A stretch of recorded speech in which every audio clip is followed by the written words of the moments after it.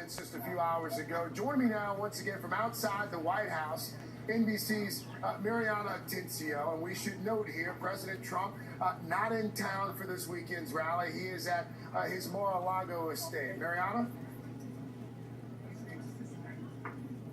Not in town, Craig, but some of the hundreds of thousands of students who marched on Washington today wanted to come here after the rally to send President Trump a message. And I want to hand it over to them now. Mind you, they drove for 13 hours from Bloomington, Indiana to be here. What is your message to President Trump?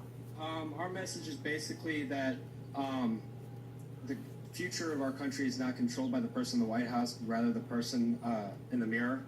And we here are the future of this country, and we here are going to create change if those in power now do not want to. So you guys drove a long way to be here. Can I ask, what was the most impactful thing from this rally today?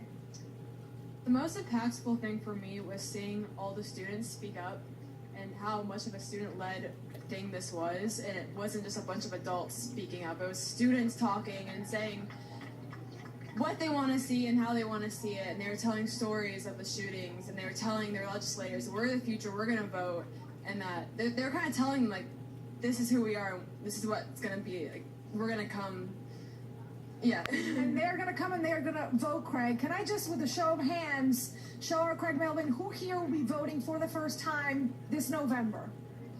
You see that, Craig? Most of everybody here, 17, 18 years old, they will be taking this energy to the polls. We've talked a lot about the NRA as well today. I interviewed Joe Biden yesterday, and he said we can beat the NRA. It seemed to be the NRA was one of the big enemies in most of the speeches. How do you beat the NRA?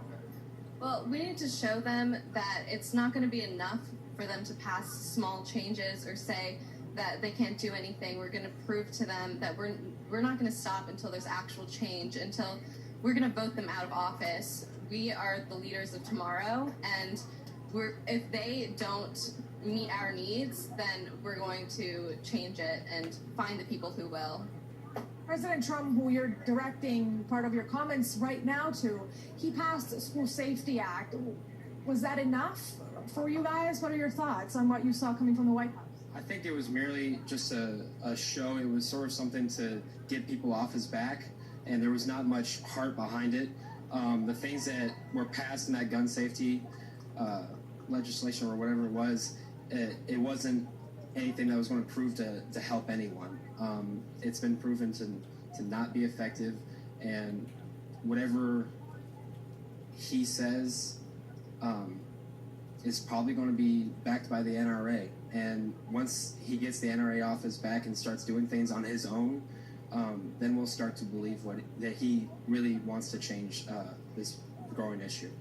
A lot of skepticism, Craig, as you heard, about what President Trump will do in the coming days and weeks after this rally today. But as you saw, these young people, their message is very clear. Look at us, look at our strength in numbers, and we want to see sweeping changes in gun legislation.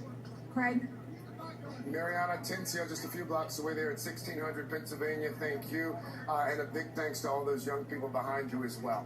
Let's bring in political reporter for the Washington Post, Eugene Scott.